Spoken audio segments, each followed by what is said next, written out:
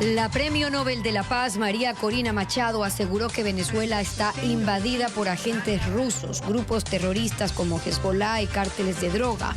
Ella llegó a Oslo anoche y hoy se reunió con el primer ministro noruego. Los trolebuses comprados por el municipio de Quito no cumplieron con 15 especificaciones técnicas que van desde la pintura hasta sistemas de control. Por eso la Contraloría emitió glosas y responsabilidades administrativas. El 52% de los trabajadores que reciben el 13º sueldo lo usa para pagar deudas. Un estudio determina que el sobresueldo no llega a todos los trabajadores por la informalidad. Más de 400 hectáreas de páramo, bosques de pino y maleza han sido consumidos por un incendio forestal en la parroquia San Juan, en las faldas del Nevado Chimborazo. Estados Unidos ofrece una recompensa de $5 millones por información que permita capturar a Francisco Manuel Bermúdez Cagua, alias El Churrón, considerado cabecilla de los choneros.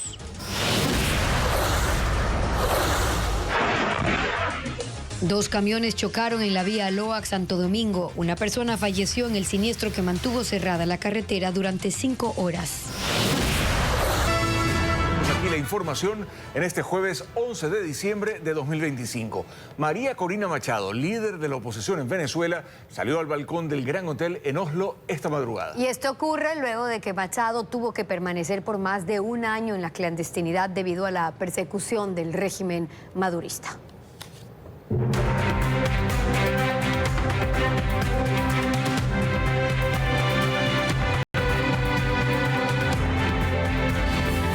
María Corina, Nobel por la Libertad.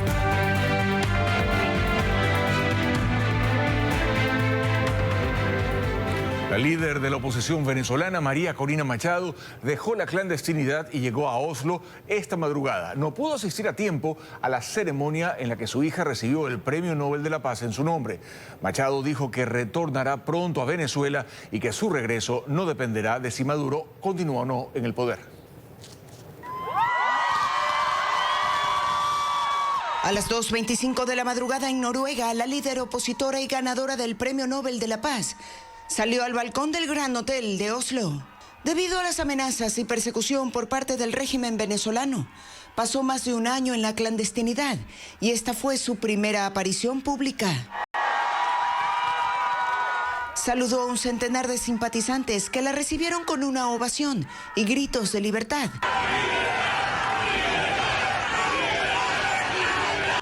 Y en la calle abrazó a sus seguidores. En la mañana estuvo en el Parlamento noruego, donde firmó el libro de visitantes distinguidos y dio una rueda de prensa junto con el primer ministro noruego, Jonas Gahr.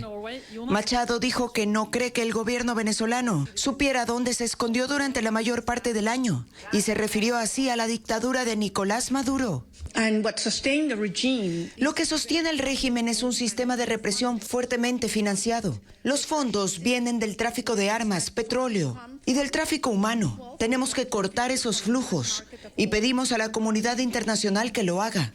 Cuando se le preguntó por una posible invasión de Estados Unidos, respondió que Venezuela ya ha sido invadida por agentes rusos, grupos terroristas como Hezbollah y Hamas, carteles de droga, y que esto ha convertido a Venezuela en el centro criminal de América. En otra conferencia de prensa, dijo que volverá a Venezuela con las condiciones propicias y que esto no depende de la salida del régimen de Maduro. Y lo que hay que seguir es preparándose para la transición, aumentando la presión externa y manteniendo de que el mundo tenga muy claro cuáles son los planes y las áreas de cooperación que se van a requerir durante el periodo de transición. Informó que antes de volver a su país, sostendrá algunas reuniones internacionales y acudirá a varias citas médicas. El régimen de Caracas había advertido que sería considerada fugitiva si abandonaba el país, ya que es investigada por conspiración, traición a la patria, instigación al odio y terrorismo. En Venezuela, Nicolás Maduro rechazó la entrega del Nobel a Machado y dijo que en Oslo también hubo protestas por el galardón. Aseguró que le llegaron imágenes de la movilización de unas 200 personas contra la que llamó la belicista Machado. Dijo que estas son protestas por haber manchado de sangre el Nobel de la Paz. Esta declaración ocurrió en un acto público en Caracas por el aniversario de la batalla de Santa Inés, después de que María Corina Machado recibiera el galardón.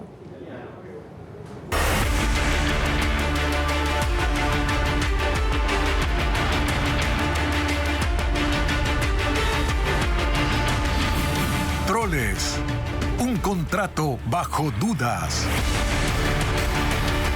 La Contraloría determinó el incumplimiento de 15 de 80 especificaciones técnicas establecidas en el contrato para la adquisición de 60 trolebuses eléctricos por parte del municipio de Quito. El perjuicio económico asciende a 2,5 millones de dólares y el organismo identificó indicios de responsabilidad penal. Paul Romero con más información. El municipio de Quito está en la mira de las entidades de control y de justicia por irregularidades en el millonario contrato de adquisición de 60 trolebuses eléctricos para la modernización del sistema de transporte de la capital. La Contraloría determinó el incumplimiento de 15 de las 80 especificaciones técnicas del contrato tras una constatación física que realizó un equipo técnico entre agosto y septiembre pasado a los buses comprados. Ahí encontró problemas de diferentes tipos, desde pintura hasta sistemas de control, además de inconsistencias en los sistemas de protecciones eléctricas, de información a bordo, asientos, salidas de emergencia, techos, parachoques, aislamiento acústico. Según la Contraloría, no se pudo cuantificar las especificaciones técnicas observadas porque las unidades de trolebús no cuentan con costos unitarios a detalle, es decir, el valor de cada componente. Además, la empresa fabricante, su representante o distribuidor en Ecuador no proporcionó información de los costos al equipo auditor.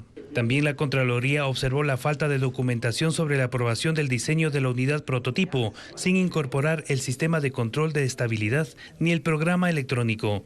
Por estas, entre otras observaciones, el organismo de control determinó indicios de responsabilidad penal de los implicados en el contrato. El informe pasará a la Fiscalía para la investigación correspondiente.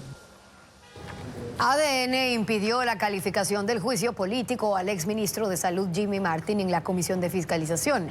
Al ser mayoría, su abstención dejó en el limbo el proceso. La oposición los acusa de blindar a los funcionarios del gobierno en la Asamblea, como lo informa a continuación Patricio Díaz. En la Comisión de Fiscalización era visible la tensión. El correísmo estaba a la espera de que se aboque conocimiento del juicio político al exministro de Salud Jimmy Martin y se define incluso un cronograma para el proceso. Pero no. El pedido de juicio fue aprobado por el CAL y parecía una formalidad que la comisión lo conozca. A la hora de votar, los 4 legisladores del correísmo respaldaron la moción. Los 6 del oficialismo se abstuvieron. Se pidió reconsideración y las cosas, en lugar de cambiar, se consumaron. No ha sido aprobada la reconsideración planteada. Muchas gracias, se clausura la sesión. ADN impidió que se inicie el juicio al exministro. La comisión no lo calificó y lo dejó en el limbo. El correísmo los acusa de mantener un permanente blindaje a los funcionarios del gobierno. Hemos tenido una Asamblea Nacional que ha bloqueado el control político. Sigue blindando y seguimos teniendo cambios del orden del día irrisorios. Se ha convertido lamentablemente en una comisión de fiscalización de archivo. El oficialismo no explicó sus razones en la comisión. Mediante comunicado dijeron que no se prestan para espectáculos, que abstenerse no es encubrir. La coordinadora de la bancada defendió la decisión de sus compañeros. ¿Qué soluciona un juicio político de un ministro que estuvo aproximadamente 4 meses? Cuando esto es un proceso que, recordemos, es la consecuencia del abandono y la corrupción del gobierno del expresidente Rafael Correa. El juicio político contra Jimmy Martin lo presentó el correísmo por incumplimiento de funciones en temas como el abastecimiento de medicamentos e insumos, la falta de pagos a prestadores externos, entre otros. Más de 400 hectáreas se han consumido por un incendio forestal en la parroquia San Juan, en las faldas del Nevado Chimborazo. Ángel Pilatuña nos informa que 35 personas, entre bomberos y guardaparques, trabajan en 5 focos activos para sofocar el fuego. Combate fuegos en mano, 30 bomberos de Riobamba y 5 guardaparques de la Reserva de Producción de Fauna Chimborazo enfrentan un incendio en el sector Cuxqui-Surcuna, en la parroquia San Juan, en las faldas del Nevado. El fuego, que empezó la noche del martes, ya ha consumido más de 400 hectáreas de páramo, además de bosque de pino, polilepis, arbustos y maleza. Que la migración de los animales también del sector ha sido considerable, porque al momento tenemos un aproximado de 410 hectáreas consumidas. Bueno, plantas nativas y también el tema de pajonales es algo que afecta muchísimo en el sector, el incendio forestal en el cual nos encontramos actualmente. Este jueves, 8 camionetas del Cuerpo de Bomberos trasladaron al personal por caminos de tercer orden hasta una zona de complejo acceso. El operativo comenzó a las 6 de la mañana. Al momento tenemos ya el flanco derecho ya controlado. Nosotros al momento tenemos 5 focos activos en el flanco izquierdo. Estos focos ahorita vamos a trabajar en el sector para poder nosotros declarar como terminado el incendio forestal. Las autoridades investigan el origen del fuego y piden a los pobladores de zonas rurales evitar quemar maleza, ya que podrían originar nuevas. Un nuevo estudio revela que 4 de cada 10 trabajadores ecuatorianos no percibe el 13º sueldo. La investigación destaca cómo este beneficio incide en la motivación de los empleados y explica los rubros en los que suelen invertir dichos ingresos. Joel Vanegas con los datos. 4 de cada 10 trabajadores en Ecuador no recibe el 13º sueldo en diciembre, pese a ser un derecho garantizado por ley. Así lo revela un estudio de Multitrabajos en el que participaron 459 trabajadores del país. De acuerdo con la investigación, la cifra muestra una mejora respecto a 2024 de 9 puntos porcentuales, cuando únicamente el 51% decía recibirlo. La principal razón por la que los trabajadores no reciben el 10º es la informalidad laboral. Este dato coincide con el último reporte del INEC, que en octubre de este año registró que el 51.5% de las personas ocupadas trabaja en el sector informal. ¿Y qué hacen con el dinero extra quienes reciben el 13º sueldo?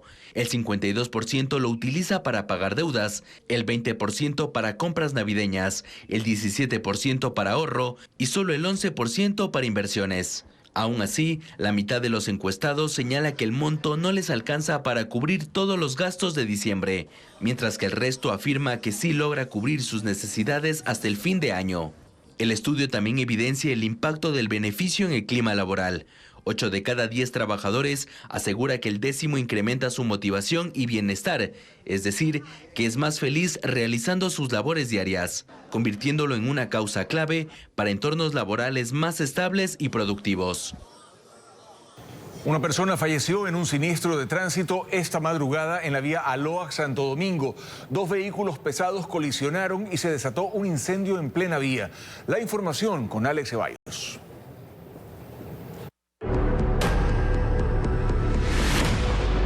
Eran las 5:21 de la madrugada de este jueves, cuando se produjo la colisión.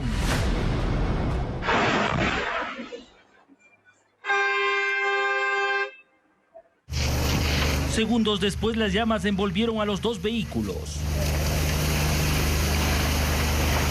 Los conductores, que a esa hora transitaban por el kilómetro 2,5 de la carretera Aloac-Santo Domingo, intentaron salvar a los ocupantes utilizando extintores, pero el fuego era incontrolable, relatan.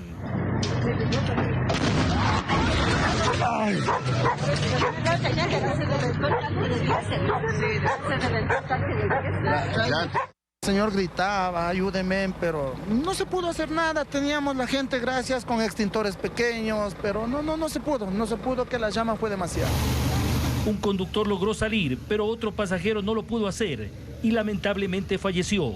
Los 2 tráilers quedaron destruidos. El Servicio de Investigación de Accidentes de Tránsito de la Policía tomó evidencias para determinar responsabilidades. Encuentran los vehículos totalmente incinerados, de igual manera los documentos. Todavía no tenemos identificado a los conductores ni a la persona que se encuentra fallecida. El Cuerpo de Bomberos del Cantón Mejía atendió la emergencia, que ocasionó el cierre total por 5 horas de esta importante carretera que une la sierra con la costa. La desgracia ocurrió en la última curva antes de llegar a la población de Aloac. Los bomberos realizaron enfriamientos constantes durante todo el proceso de retiro de los 2 vehículos involucrados. Uno llegaba a la sierra cargado de materia prima para cemento y el otro iba rumbo a la costa sin carga.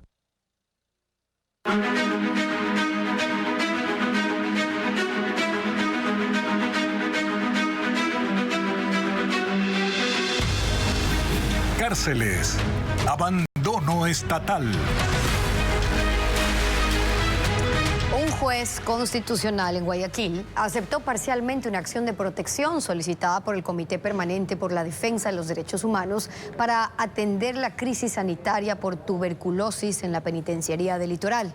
El magistrado declaró que de manera urgente se instale una mesa de emergencia penitenciaria para solventar esta situación. Bessie Granja con la ampliación de la noticia. Este miércoles, un juez constitucional del Complejo Judicial de la Florida en Guayaquil declaró la violación de derechos de los presos de la penitenciaría del Litoral, derivada de la crisis de tuberculosis. Así lo resolvió tras aceptar parcialmente una acción de protección solicitada por el Comité Permanente por la Defensa de los Derechos Humanos. Para el magistrado, los casos de desnutrición crónica, tuberculosis y otras enfermedades, así como el no cumplimiento por parte del Servicio de Atención a Privados de Libertad SNAI y Fuerzas Armadas, de órdenes judiciales para que los presos crónicos reciban atención médica especializada en hospitales, ha abonado a la violación de derechos como acceso a la salud, alimentación y rehabilitación. La penitenciaría del Litoral de Guayaquil es la cárcel que concentra la mayoría de pacientes con tuberculosis. A escala nacional, en los centros de reclusión hay 1.131 casos, de los cuales 553 están aquí. Jueces de garantías penitenciarias en varias visitas han constatado que no todos los enfermos acceden a tratamiento médico, lo que complica aún más la situación sanitaria. Entre las acciones de reparación, el juez solicitó que se instale de manera inmediata una mesa de emergencia penitenciaria integrada por el SNAI, los Ministerios de Defensa, Salud, Interior, Defensoría del Pueblo y Defensoría Pública, con la asistencia de organismos internacionales. En ella también deben cooperar los comités de los familiares de reclusos para encontrar las soluciones urgentes a esta crisis. En la penitenciaría del Litoral permanecen 7.100 presos y se han registrado más de 600 muertes. Dos jueces provinciales que conocen causas relacionadas con el asesinato de Fernando Villavicencio denuncian amenazas e intimidación y piden protección del Estado. Temen por sus vidas y las de sus familias. Dos jueces de la Corte Provincial de Pichincha, que conocen causas relacionadas con el caso de Fernando Villavicencio, han sufrido intimidación y amenazas desde hace un año, cuando sentenciaron por tenencia de armas a Luis Arboleda, alias Gordo Luis, quien este viernes será vinculado al caso Magnicidio FB. Se trata de Maritza Romero y Marco Navarrete de la Sala Penal. Este lunes enviaron oficios al ministro del Interior, John Reinberg, y al presidente del Consejo de la Judicatura, informando sobre estos hechos, el último ocurrido el pasado jueves. Según el documento, recibieron amenazas provenientes de números internacionales, por lo que solicitan refuerzo integral de su seguridad personal y laboral, y que se realice un barrido electrónico especializado en sus oficinas y vehículos, porque ha habido filtración de información de sus causas y sospechan que hay dispositivos de vigilancia, interceptación o geolocalización. El número del que les describieron, advirtiendo que se cuiden, es de Estados Unidos. Los jueces aún no han recibido respuesta a su pedido. Desde febrero tienen seguridad temporal. Los acompaña un uniformado, pero advierten que su nivel de riesgo se ha incrementado y ellos y sus familias están en peligro inminente. Además del caso de alias Gordo Luis, los jueces tienen en sus manos la causa de María Daniela Ayala. Se trata de la jueza que en inicio estuvo a cargo del proceso por la autoría intelectual del asesinato de Villavicencio. No dio paso a la prisión de los procesados Javier Jordán y José Serrano. Fue suspendida y enfrenta denuncias de las hijas de Fernando Villavicencio y del ministro del Interior. Los jueces Maritza Romero y Marco Navarrete deberán decidir si declaran la manifiesta negligencia o error inexcusable para que la jueza Ayala sea destituida, o si la absuelven para que vuelva a sus funciones y al caso Magnicidio FB. Más adelante en Televistazo, la supergripe enciende las alertas en los sistemas sanitarios de Europa y Asia. Ya le contamos cuáles son los síntomas y la situación en Ecuador. La nueva variante del virus de la influenza AH3N2 genera alerta sanitaria especialmente en Europa. La llamada supergripe incluso ha provocado el cierre de escuelas. Pero, ¿qué sucede en el Ecuador? Lo explica Carla Delgado. La supergripe enciende las alertas en los sistemas sanitarios del mundo. Se trata de la variante K de la influenza AH3N2, considerada una de las más agresivas. Por esta razón, en algunos países de Asia y Europa ya se han dispuesto cierres temporales de escuelas en zonas puntuales. Aunque todavía no se confirma su presencia en Ecuador, es evidente el incremento de los casos de influenza. Solo en consultas privadas los diagnósticos pasaron de 2 casos diarios a 12, lo que representa un aumento del 500%. El infectólogo David Larreategui explica que este brote de influenza se adelantó. Tenemos una influenza muy severa en diciembre que empieza por lo general entre el 18 y el 20. Pero ¿qué es lo que se vio este año con esta variante? En los brotes en todo el mundo, en el hemisferio norte y en la línea ecuatorial, que son los brotes de diciembre, se adelantaron 2 semanas. Según el especialista, mientras una influenza estacional común puede contagiar a 3 personas, esta nueva subvariante contagia el doble, lo que explicaría el rápido aumento de casos. Entre los síntomas destacan rinorrea abundante. Aunque no es más mortal, preocupa porque provoca síntomas más severos, especialmente en adultos mayores o en personas con factores de riesgo. Por eso recalca la importancia de la vacunación y de mantener las medidas preventivas. No automedicarse, no usar antibióticos, que eso es importantísimo. Son enfermedades virales y nos empezamos a tomar acitromicina y antibióticos que pueden empeorar la enfermedad. Por ahora la mortalidad asociada a esta supergripe se mantiene baja, pero puede aumentar en adultos mayores y personas con enfermedades crónicas si no se recibe atención oportuna.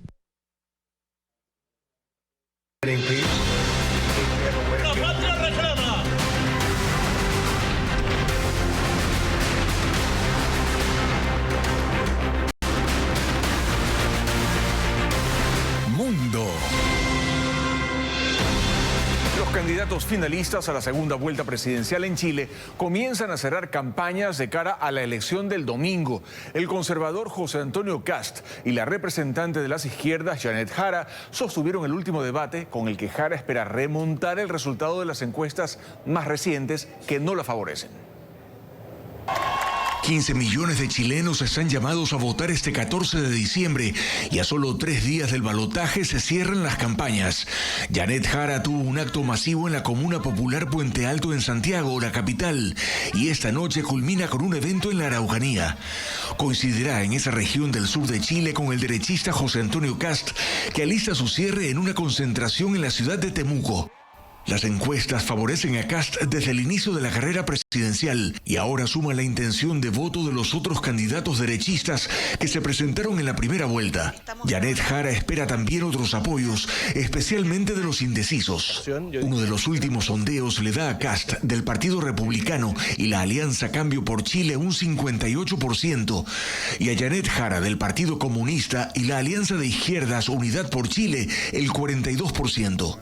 Ella espera remontar esos números luego del debate del martes en el que discutieron sobre seguridad, pero también sobre migración ilegal en Chile. Jara dice que las posturas de Kast generan incertidumbre. Las propuestas imaginarias que se han hecho al respecto, de invitarlos a salir, que se paguen el pasaje. Después... Kast cifra la cantidad de inmigrantes en situación irregular en 300.000 y les pone plazo para irse. Y le estamos diciendo a todos ellos que les quedan 92 días para que dejen nuestro país libremente. Jara llega a esta segunda vuelta luego de ocupar el Ministerio de Trabajo en el gobierno del actual presidente Gabriel Boric. Para Kast es su tercera candidatura presidencial y está convencido del giro a la derecha que va a tomar Chile cuando se inaugure el nuevo gobierno el próximo 11 de marzo. Más importante que los partidos... En el noreste de China se alistan detalles para la exposición número 38 de esculturas de nieve de la Isla del Sol de Harbin. Más de 40 escultores trabajan en una pieza de 23,8 metros de altura, que es emblemática del lugar. El señor muñeco de nieve forma parte de las obras monumentales exhibidas en el Festival Internacional de Harbin. El lugar es conocido como la capital mundial del hielo, la nieve. Sus esculturas son gigantes, detalladas, artísticas, y este año se utilizarán un total de 400.000 metros cúbicos de hielo y nieve para crear una de las atracciones turísticas de invierno más populares de China. Los arquitectos de la IA han sido reconocidos como personalidad del año por la revista Time. Además, científicos han documentado el hallazgo más importante de huellas de dinosaurios en el centro de Bolivia. Ana María Palacios ofrece un resumen de estos acontecimientos relevantes. La revista Time nombró como personalidad del año a los arquitectos de la inteligencia artificial, al considerar que su labor en el desarrollo de esta tecnología de vanguardia está transformando profundamente a la humanidad. Entre las figuras destacadas se encuentran Jensen Huang de Nvidia, Sam Altman de OpenAI e Elon Musk de xAI. La publicación señala que han tomado el volante de la historia, desarrollando tecnología y tomando decisiones que están remodelando el panorama de la información, el clima y nuestras formas de vida. El robot humanoide Unitree Ji-Wan ya puede jugar al baloncesto como un profesional. Puede moverse con naturalidad, controlar el balón y marcar canastas con bastante precisión. Los especialistas utilizaron Skill Mimic, un sistema de inteligencia artificial que replica los movimientos humanos a partir de videos y trajes de captura.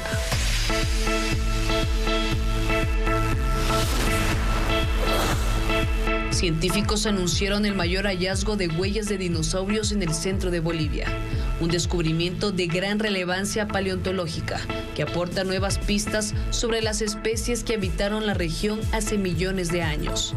Se encontraron 1.700 vestigios fósiles y más de 16.000 huellas, muchas de ellas pertenecientes a terópodos, el grupo de dinosaurios que incluye al Tyrannosaurus Rex.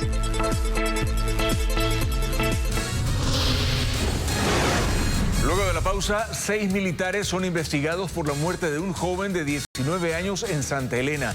Un juez dictó prisión preventiva. En breve les contamos más de este caso. Un juez dictó prisión preventiva contra 6 militares en Santa Elena y se los acusa de ejecución extrajudicial tras un operativo en el barrio La Libertad, donde un joven de 19 años falleció.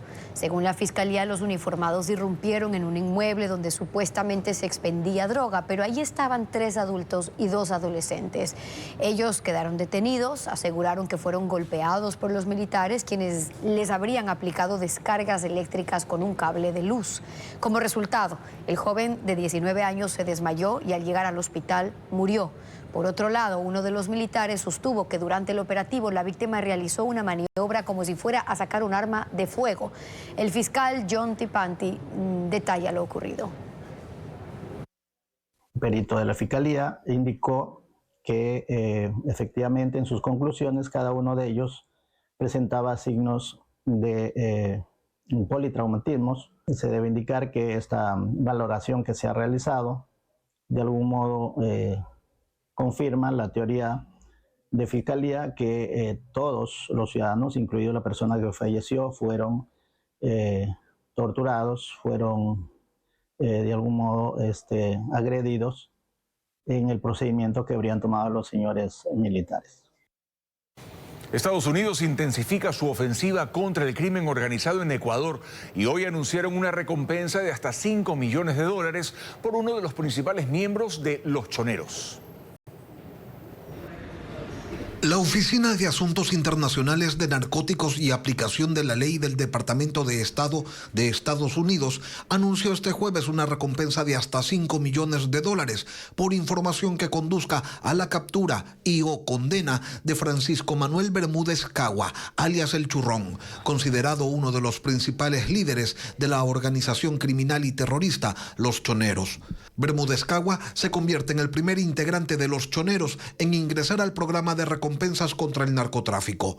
Según las autoridades estadounidenses, el ecuatoriano participa directamente en la toma de decisiones sobre el tráfico de drogas y armas de la organización, que ha extendido su influencia más allá de las fronteras nacionales.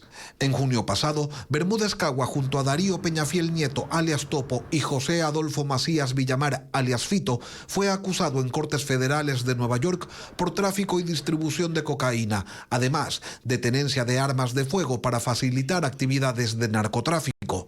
De los 3 procesados, alias El Churrón, es el único que permanece prófugo, lo que ha intensificado la búsqueda internacional en su contra. Las autoridades estadounidenses sostienen que los choneros mantienen alianzas estratégicas con el cartel de Sinaloa, controlando rutas clave para el tráfico de cocaína hacia Norteamérica y Europa.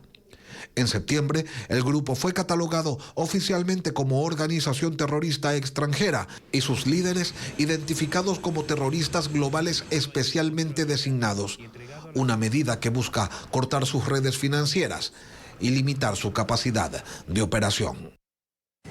El sistema de inteligencia de Ecuador detectó la presencia de la banda delincuencial peruana Los Navarro. Agentes de la policía ecuatoriana y la Interpol de Perú lograron la captura de uno de sus integrantes conocido como Diablo, quien operaba en 5 provincias con identidad falsa otorgada por una agencia del registro civil. Fabiola Santana con los detalles de esta operación conjunta. La organización criminal peruana Los Navarro se ha infiltrado en Ecuador. Lo detectó el Centro Nacional de Inteligencia y la Policía Ecuatoriana, que anoche, tras 6 meses de investigación, detuvo en Santo Domingo a quien era el enlace de esa banda transnacional y las células criminales nacionales dedicadas al tráfico de armas, droga, explosivos y también extorsión. Se trata de Julio César Navarro Medina, alias Diablo, quien fue incluido en la lista de objetivos criminales priorizados por considerarlo una amenaza nacional. En esa captura también participó la Interpol de Perú, donde también es requerido por homicidio y tenencia de armas. En Perú, los Navarro están vinculados a sicariatos derivados de disputas por minería ilegal. Y en Ecuador, mediante el Diablo, lograron operar en Santo Domingo, Cotopaxi, Tungurahua, Los Ríos y Sucumbíos. Julio César Navarro logró operar de forma clandestina porque en el registro civil consiguió la identidad falsa de un ciudadano fallecido con antecedentes por tráfico de drogas.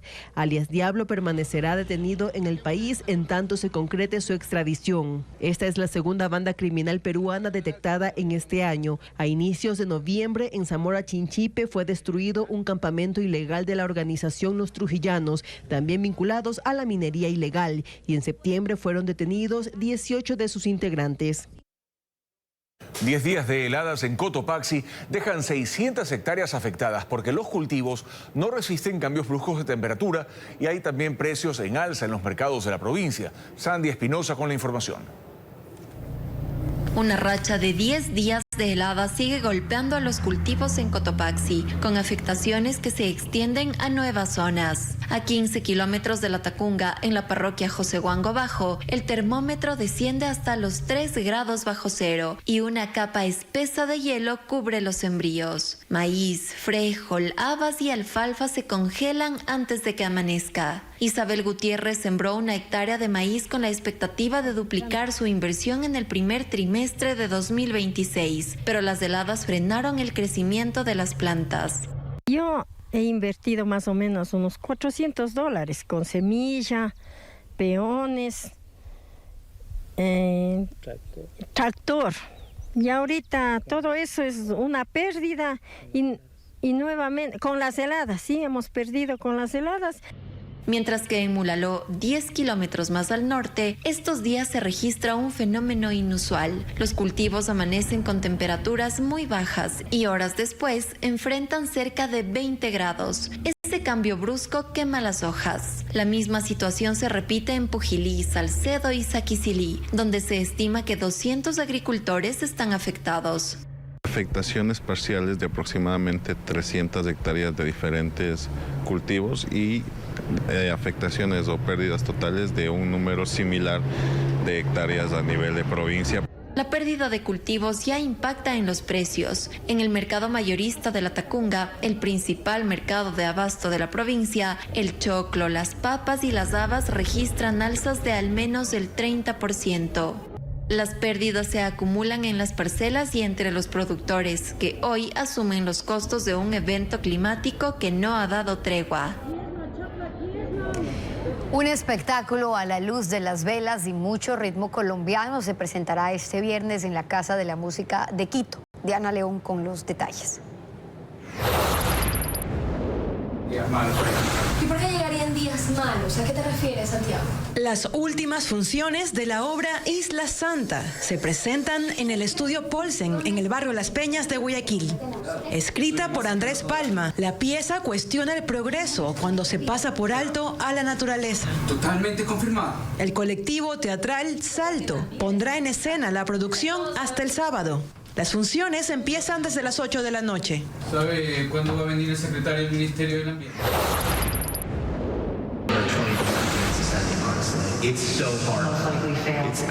En Quito, la Sala de Cine de la Flaxo presenta esta semana su Festival de Cine de Altura, con películas de montaña y aventura. Se proyectarán cintas como La Última Expedición,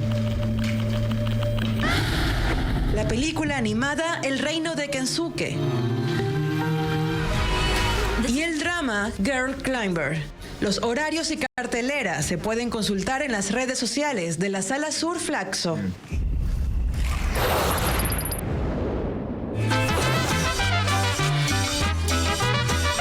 La Sonora Dinamita, orquesta embajadora de la música colombiana, ofrecerá un espectáculo en la Casa de la Música en Quito. La tierra linda de Pambe. El show de las velitas rescata la tradición del vecino país de encender este objeto al anochecer del 7 de diciembre.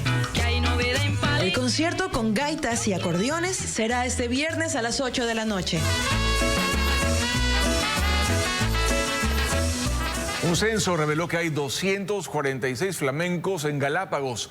Es una especie endémica que enfrenta desafíos por la presencia de cerdos que comen sus nidos y también otras plagas. Diego Puente con los detalles.